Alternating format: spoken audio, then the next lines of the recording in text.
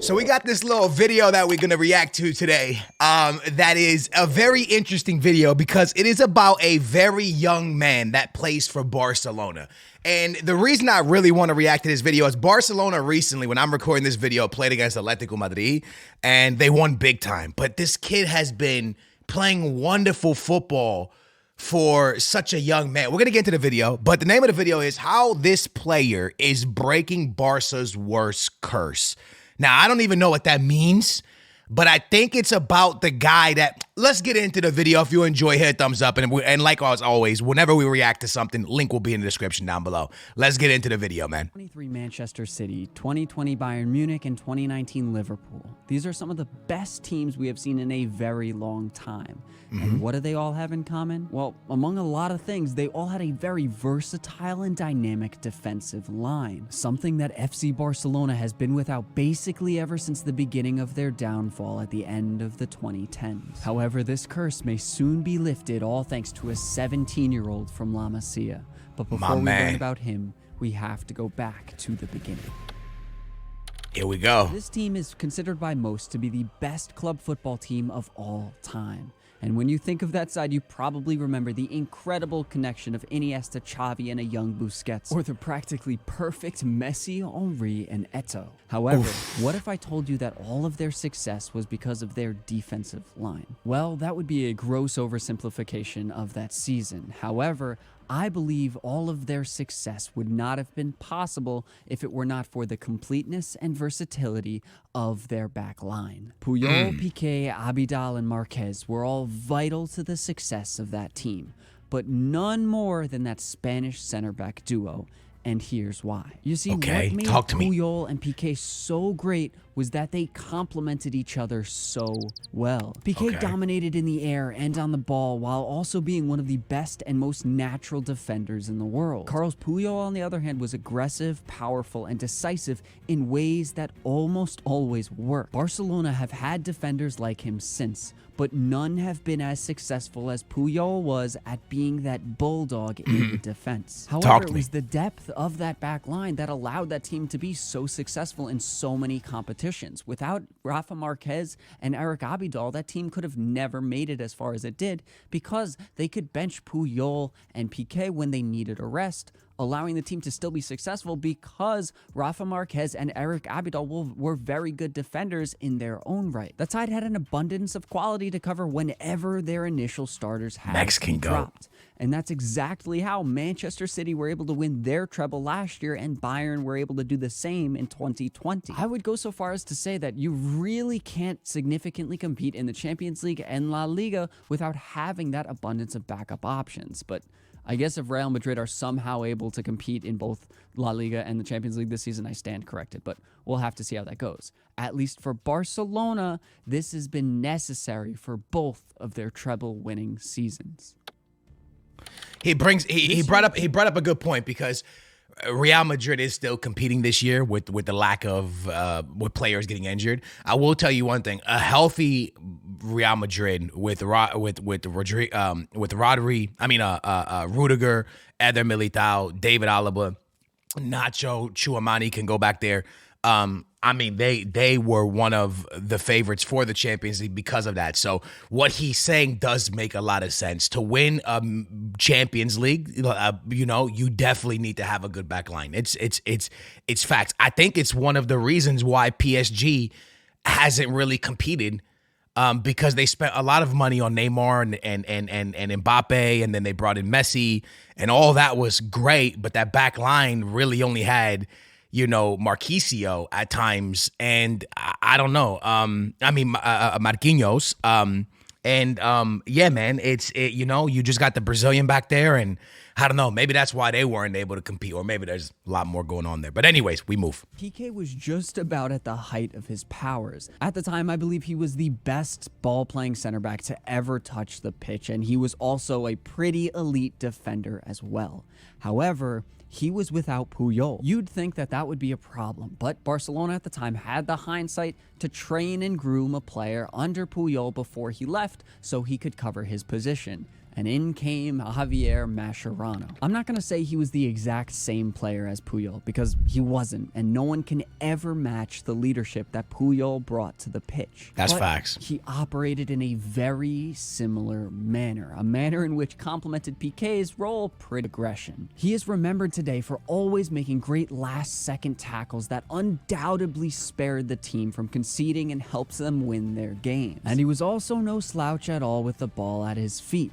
However, he offered a conscientiousness that complemented Piqué very well, and that's one of the reasons they were so successful again that season. To be fair, the backup options that season were not great for Barcelona. Mathieu and Bartra could cover space and fill that position when needed, but thankfully they really weren't needed very much. Both Piqué and Mascherano were relatively injury-free that season, both playing over 44 matches. And that helped them win the treble again that season. I'm sure there have been teams in the past that have been successful without that partnership at the back and without significant backups. However, Barcelona, at least in the past decade and a half, have not been one of those teams. After the 2014-15 season, Barca tried to emulate or at least maintain that combination of profiles at the back. But due to either injuries or aging players, it just wasn't ever consistent enough. They first tried to do it by pairing Piqué up with Umtiti, and though he was a similar profile to Mascherano and Puyol,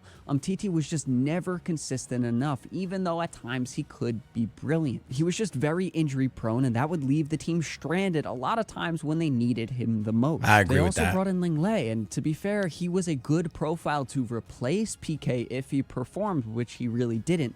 But he was not that aggressive defender like Puyol or Mascherano had been before him. He was more of a ball player like Piqué. I just want to say this video is well put together, extremely well put together. The knowledge in this is genius. He's went back, did his research. Maybe he's a Barca fan, but it's well put together because he's going through, the mindset of what the Barca board was thinking going forward of having these two amazing center backs. Because the facts is this: when you have to go against Real Madrid twice a year, you're not even thinking Champions League at this point. It's okay, Madrid's gonna have some of the best attackers in the world. How do you stop that team? So you need two amazing center backs. And that always needs to be Barcelona's mindset. And then once you got that, you kind of go forward from there. But having two center backs is so important at Barcelona, and it's so important at Real Madrid because, again, Real Madrid has to face Barcelona twice a year. And they're going to always be one of the best attacking football teams in the world. So you got to make sure you have a good defense and a goalie, right? That's the big, big thing. Let's go. Except his decision-making was significantly worse. So up until 2020, the Barcelona board had been trying to find a player to pair up with Gerard Piqué.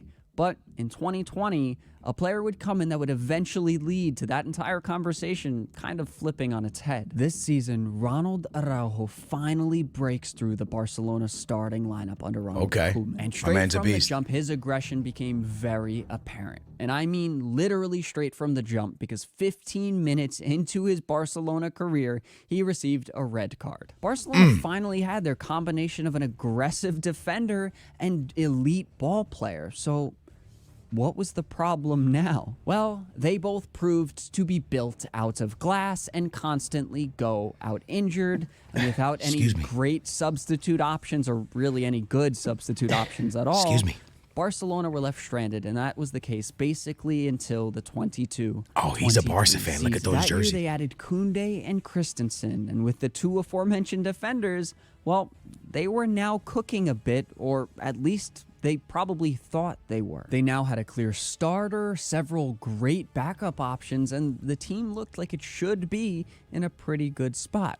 However, whatever was cursing Barcelona reared its ugly head yet again at the most important time in that season, when they needed to qualify for the Champions League knockout stages. Barcelona went into their match against Inter Milan, basically their final chance to qualify, with Eric Garcia and Piqué starting. Not only was Eric Garcia not at all a profile needed in this game, as he is only good on the ball, and that's about all he's good at, but Piqué was clearly not having his best night either. No matter the records that team ended up setting in La Liga that season defensively, it didn't really matter to the English-speaking media, the media that I consume, because they didn't do it on the stage that matters the most to them. They couldn't perform in the Champions League, mostly because they weren't there ready to perform. Proper depth and they weren't injured. Why were they still conceding goals? Well, for the first time in basically 16 years, they were without Sergio Busquets, and it showed. Without him, Listen, people, we can sit here and discuss it and talk about it and go on. And Piqué and Puyol are some of the greatest center backs to do it. But the truth is, Barcelona's success is because of Sergio Busquets. And I know a lot of people are not going to want to admit it. A lot of people are not going to want to talk about it. He is one of the greatest defensive mids to ever play the game. And I don't care what nobody says. If you look at what Xavi, Iniesta, and Sergio Busquets did, not just for Barcelona, they transformed Spain into one of the greatest international teams to do it. When you talk about Italy, that crazy team they had, France's crazy team they had, Brazil's crazy team they had in the past, you got to now throw that Spanish team in the mix because of Sergio Busquets, Xavi, and Iniesta. People always talk about that. The truth is, when Barcelona was dominating world football, Spain was doing it. Now, Messi couldn't travel to Spain, but who could? He's not Spanish, but who could? Xavi, Iniesta, and Sergio Busquets. Those guys, man, together are some of the greatest midfielders to ever do it together, and Sergio Busquets remained that guy. Anyone can say whatever they want, bro. The facts is this. Look at every massive successive team during that run, those years of Spain and Barcelona, the teams that were dominating the world, who was there? Sergio Busquets. It's facts, bro. The dude is ridiculous, man. Let's run it. Any sense of defensive solidity was more or less gone. Xavi and the team tried to change that a lot in the first half of the season, but they just couldn't find something that worked consistently. DM's important, man. Bruno wasn't good enough as the pivot. Frankie wasn't either, and Gavi looked good in the double pivot at times with Frankie for like 3 games, and then he went out injured for the rest of the season. There was seemingly no solution. This team was to be doomed defensively for the rest of the season. That is, until Xavi gave some confidence to a 16-year-old from La Masia in January, and he tried something new with one of his center backs. See, this is when Xavi finally tried playing Christensen at pivot. And though he wasn't great, it offered Frankie de Jong a bit of freedom defensively, and so the team looked a little bit better. However, this now opened up a spot in the back line, and with Inigo Martinez out injured and Koundé not in the best form at center back, Xavi didn't have much of a choice, and so he let some kid named Pau Cubarsí give it a go. And despite Kid's being good, it wasn't exactly a surprise for a lot of people. Coming at the age of 12 from the Girona Academy, Pau had a very quick rise to the top of the talent pool in the farmhouse in Barcelona. He was the 3rd youngest player in Barca history to play in the UEFA Youth League, and he made a rapid progress in each of the levels in the academy until the point where he finally began training with the first team in April of 2023. This kid came out of nowhere for me, by the way. After his 16th birthday. After he made his full debut for Barcelona against 3rd division side, he looks like a baby, dude. He has basically solidified his spot in the squad today. I would even say that he has solidified his spot in the starting lineup, but I really want the team to start benching these young players. They're playing way too much. Seriously, give them some time to watch YouTube and play Fortnite. They need to breathe. However, the reason I'm making this video and that I believe he will be so important for this side, more so than any average center back at another club, is because he is basically a PK regen. The kid is fantastic on the ball, and according to Xavi, someone who ought to know, he is already the best ball-playing defender at the entire club. And remember, he literally just turned 17 years old. Crazy. But there's a lot more to his game than just being good on the ball, because he is very solid defensively. I just have this weird confidence in him that I never had with Lenglet or Eric Garcia or even the older Piqué. Nonetheless, do you remember when I said the entire conversation around Barcelona defenders would flip on its head when Araujo came in? That's because Araujo is now the guy we're trying to find someone to pair up with him. And remember, he is that aggressive Puyol Mascherano-esque profile. someone who would pair very well up with someone who plays almost exactly like Gerard Piqué, like Pau Cubarsí. Sure, that's a lot of pressure to put on a kid right now, but with the depth we already have at center back in Koundé, Martinez, and Christensen, man, we're in a pretty fantastic spot for a big run in every competition we play in, at least defense. This is what I got to talk about. And this is why I believe Xavi's the guy, right? Barcelona has this crazy financial issue where they can't go buy players. And then you have Xavi, who has given hecka playing time to Yamal. Now he's giving playing time to this young 17-year-old center back. It might not be the most beautiful thing for Barcelona fans right now because you're not in first place and you're also, who knows what's going to happen in the Champions League. But again, they're in a place where if they get by their next game, they could potentially go to the final of the Champions League, right? Because they could see Atletico Madrid on that side, which they just dogged Atletico Madrid. And over the last 4 or 5 games they played Atletico Madrid, they dogged Atletico Madrid.